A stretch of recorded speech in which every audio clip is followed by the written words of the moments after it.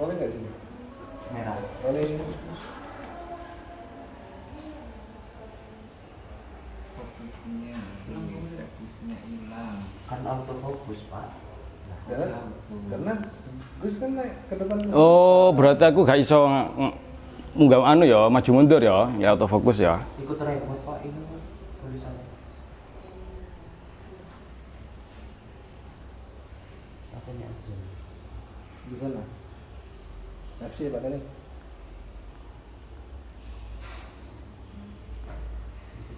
Bisa lagi. Aku sing kontrol ini. Full. Malah fokusnya.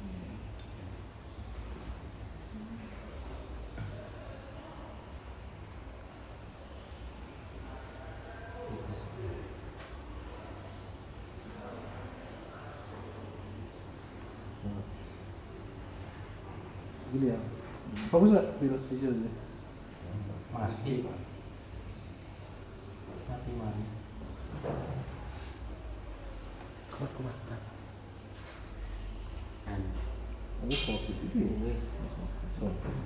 Wis. Jangan sentuh aku. Coba Gus, masuk Gus. Assalamualaikum warahmatullahi wabarakatuh. Jumpa lagi di kelas pagi. Ini ya. Oke. Siap? Oke, sip. Iso maju mundur? Oh, wancet. On record. Oke, langsung kamera Oke, rolling. rolling. Assalamualaikum warahmatullahi wabarakatuh. Jumpa lagi di kelas pagi. Teman-teman sekalian, dalam beberapa waktu ini banyak yang mempertanyakan dan mempersoalkan tentang suatu keyakinan yang diyakini di masyarakat pesantren atau bahkan masyarakat muslim secara umum, yaitu suatu keyakinan tentang barokah. Apa dan bagaimana barokah itu? Kalau dalam bahasa Indonesia mungkin ada kata barokah, ada kata berkah, juga ada kata berkat. Sebuah bingkisan yang biasanya dibawa ketika setelah tahlilan atau hajatan. Tetapi sebenarnya mari kita ulas apa dan bagaimana berkah dan proses mencari berkah atau yang disebut dengan tabarukan. Yuk kita bahas. Pertama, kita akan membahasnya dari sisi pengertiannya dulu. Apa sih barokah? Barokah atau berkah itu berasal dari kosakata Arab ba, rof, dan kaf. Di mana ba, ro, dan kaf ini makna dasarnya berarti adalah konsisten dan tetap. Tetapi kemudian berkembang kepada makna-makna yang lain. Ada birkah, birkah itu kolam. Ada barkah, barkah itu lambung atau perut dari kambing atau unta, dan berbagai macam makna yang lain. Tetapi yang kemudian dimaksud di sini, makna barokah itu adalah bertumbuh dan berkembang. Makanya beberapa ulama menjelaskan bahwa barokah itu maknanya adalah bertumbuh dan berkembang. Apa perbedaan barokah dengan ziyadah? Ziyadah maknanya juga bertambah. Barokah maknanya juga bertambah. Khadijah Al-Idrisiyah, seorang ulama yang merangkum kitab Zahabiyat kitab sejarah Imam Az-Zahabi. Beliau merangkum bahwa membedakan antara barokah dan ziyadah, di mana barokah itu menunjukkan suatu pertumbuhan atau perkembangan yang tidak diprediksi. Sedangkan ziyadah adalah pertumbuhan maupun perkembangan yang diprediksi. Artinya kalau rezeki bisnis yang bertumbuh itu secara kalkulatif kita bisa prediksi, itu artinya adalah ziyadah. Sedangkan barokah itu adalah perkembangan dan pertumbuhan yang di luar jangkauan prediksi kita. Beberapa ulama mengenai tentang barokah ada perbedaan pendapat tentunya. Mayoritas mengatakan tuh barokah adalah suatu yang sah dan diperbolehkan dalam agama. Hanya segelintir ulama yang kemudian mengoreksi, mungkin juga memaknai itu tidak bisa dilakukan. pendapat yang menolak ini menurut Imam Abdul Fattah Al-Yafi'i itu terjadi setelah Imam Ibnu Taimiyah, di mana ulama-ulama sebelumnya tidak ada yang berpendapat bahwa mencari berkah itu suatu hal yang dilarang. Makanya mayoritas ulama mulai dari mazhab Hanafiyah, Malikiyah, Syafi'iyah, Hanabilah, dan berbagai macam tokoh yang lain memperbolehkan berbagai macam hal yang disebut dengan mencari barokah. Lalu bagaimana mencari barokah? Oke, mencari barokah atau dalam bahasa Arabnya disebut dengan tabarukan merupakan suatu proses yang mari kita ulas dari sebuah contoh. Ada seseorang bernama Armanda mencari barokah dengan melakukan sesuatu kebaikan kepada seorang kiai, sebut saja si Ahmad. Dia mencari barokah dengan melakukan kebaikan kepada si kiai, mengharapkan berkah turun dari Allah Subhanahu wa taala sehingga kemudian rezekinya menjadi penuh dengan keberkahan. Dari contoh ini, kita bisa mengurainya menjadi beberapa unsur. Yang pertama adalah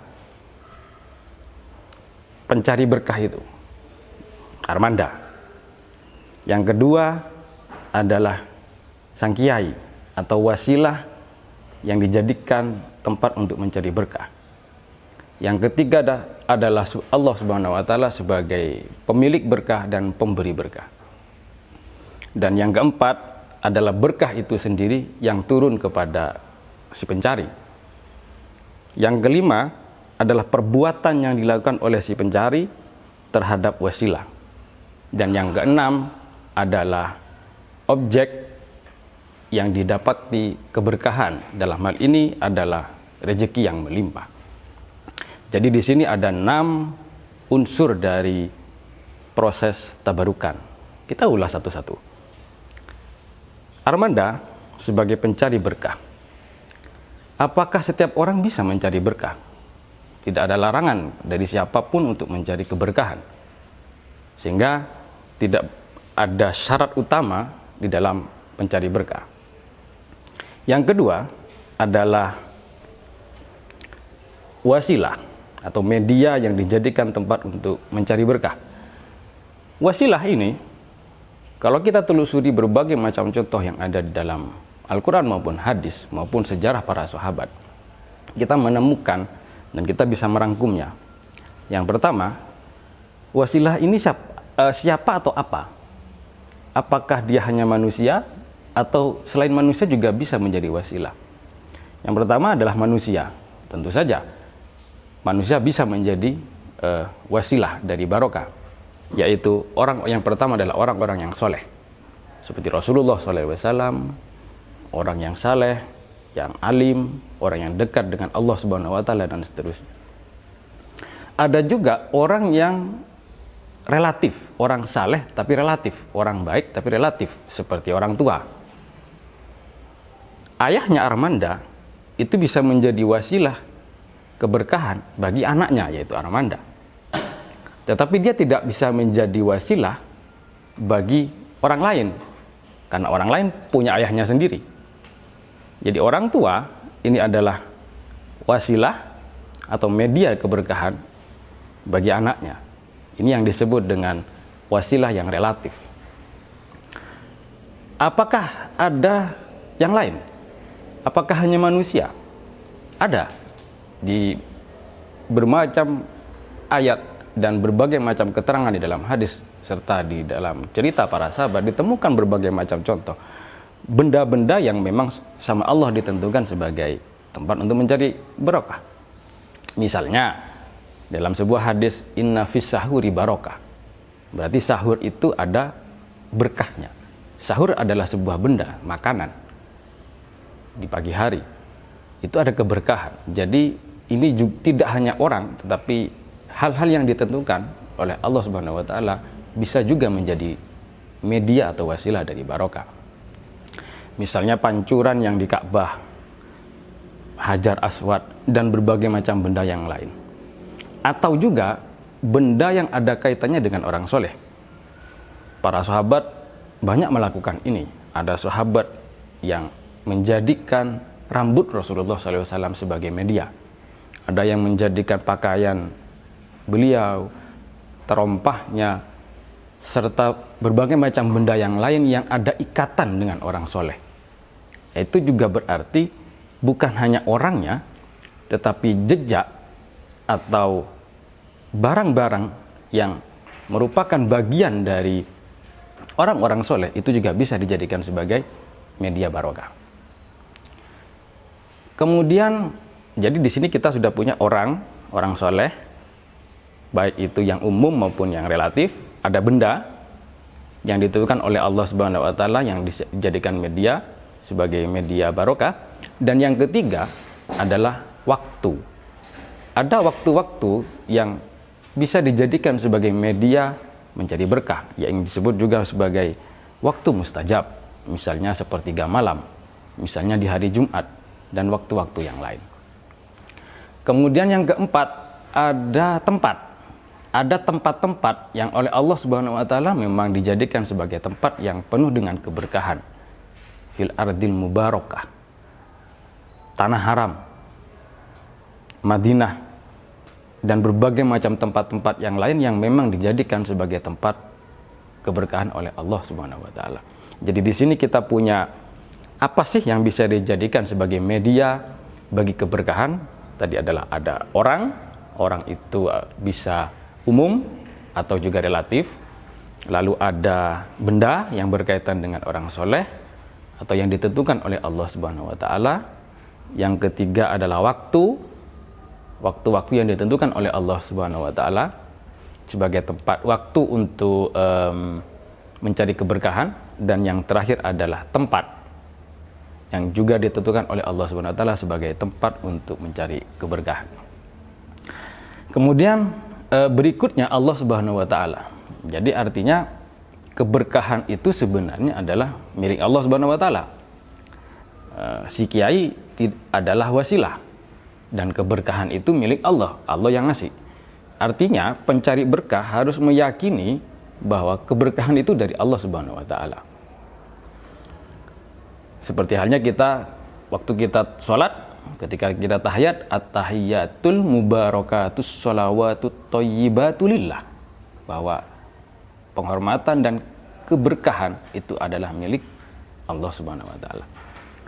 Kemudian yang berikutnya objek yang diberikan keberkahan itu apa saja, dan ini bisa macam-macam. Bisa itu umur, rezeki, keluarga yang berkah, bisnis yang berkah, lembaga pendidikan yang berkah, anak yang berkah sehingga anaknya menjadi anak yang bertumbuh keilmuannya, kebaikannya, dan sebagainya. Jadi kalau objeknya itu bisa apa saja. Hanya saja kadang ada yang diharapkan adalah rezekinya yang mendapatkan keberkahan, tetapi Allah Subhanahu wa taala memberikan keberkahan kepada aspek yang lain. Itu sangat mungkin terjadi juga. Dan yang terakhir adalah perbuatan. Tadi kan ceritanya si pencari berkah melakukan kebaikan kepada wasilah atau media. Apa yang dilakukan? Syarat yang pertama dari perbuatan mencari berkah, yang pertama adalah tidak boleh sesuatu yang dilarang oleh Allah Subhanahu wa taala. Bagaimana mungkin kita mengharapkan keberkahan dari Allah Subhanahu wa taala tetapi kita melakukan dengan cara yang dilarang oleh Allah Subhanahu wa taala? Tentu saja itu tidak akan terjadi. Syarat yang kedua, perbuatan tersebut tidak merugikan, tidak merusak, tidak berdampak negatif kepada wasilah. Kita tidak bisa mengharapkan keberkahan dengan cara melakukan pencurian, tidak bisa. Mencuri hukumnya haram. Atau mungkin dengan cara sesuatu yang sebenarnya masih diperbolehkan, tetapi itu tidak dikehendaki oleh wasilah. Atau wasilah tidak suka itu. Ini juga akan menghalangi proses tabarukan tersebut. Sehingga amal atau perbuatan yang dilakukan oleh si pencari berkah terhadap wasilah itu pun juga perlu diperhatikan apa dan bagaimananya. Yang pertama adalah tidak boleh sesuatu yang diharamkan. Yang kedua, tidak merugikan, atau tidak dilanggar, tidak dilarang oleh si wasilah. Karena kita tidak bisa melakukan suatu yang menurut kita baik kepada wasilah, tetapi si wasilah, si kiai atau orang tua menganggapnya tidak baik. Nah, itu akan menjadi kontradiktif. Itu juga akan menghambat proses tabarukan tersebut. Nah, apa yang saya jelaskan ini tentang proses bagaimana tabarukan ini menjadi suatu keyakinan di masyarakat Islam secara umum atau mungkin juga masyarakat pesantren, di mana mereka melakukan proses pencarian berkah bukan hanya kepada kiai, bukan hanya kepada orang tua, tapi juga kepada berbagai macam hal. Misalnya ada yang mencari berkah dengan ziarah mengunjungi para wali. Ini tidak hanya dilakukan oleh masyarakat santri yang sekarang. Dalam banyak cerita di masa lalu, para ulama juga banyak mengunjungi makam-makam orang baik untuk mencari keberkahan. Mereka juga, orang pesantren juga mencari keberkahan misalnya juga dengan mengunjungi tempat-tempat baik. Misalnya masjid, misalnya pesantren itu sendiri, di mana di situ banyak orang-orang melakukan kebaikan, sehingga di situ bisa jadi menjadi suatu wasilah atau suatu media yang dijadikan tempat mencari keberkahan oleh masyarakat santri. Teman-teman sekalian, dalam proses pencarian berkah yang ada di masyarakat santri ini, mari kita lihat. Kalau dari awal tadi bahwa unsur-unsurnya itu sudah terpenuhi, yang dilakukan itu sudah oke, amalnya sudah sesuai syarat, objeknya yang diharapkan sering kali kita lihat kalau masyarakat santri itu keberkahan itu yang pertama diharapkan adalah dalam ilmunya. Makanya tidak heran kalau kita mendengar orang-orang pesantren ketika berdoa semoga ilmunya manfaat dan barokah. Berarti di sini ilmu dijadikan sebagai objek dari keberkahan, bukan hanya rezeki. Tapi biasanya nanti kalau sudah selesai dari pesantren, dia berubah ilmunya. Bukan hanya ilmunya yang barokah dan manfaat, tetapi rezekinya yang manfaat dan barokah. Lalu kita lihat lagi, model-model dalam melakukan upaya mencari keberkahan yang dilakukan oleh masyarakat santri, itu juga ada yang modelnya adalah dengan melakukan khidmah. Mungkin di episode yang lain kita akan bahas lebih panjang tentang apa itu khidmah, tetapi di sini kita coba ulas sedikit. Jadi khidmah menjadi suatu upaya yang dilakukan oleh masyarakat santri sebagai bentuk bagian dari tabarukan ini. Khidmah itu nanti ada yang ke kiainya, ada yang ke pesantrennya, ada juga yang kepada masyarakat secara umum. Nah, tapi nanti kita akan bahasnya lebih jauh di episode yang lain. Itu pemirsa pembicaraan kita tentang kali ini, bagaimana dan apa itu berkah, serta bagaimana yang dilakukan oleh masyarakat pesantren. Semoga bermanfaat. Assalamualaikum warahmatullahi wabarakatuh.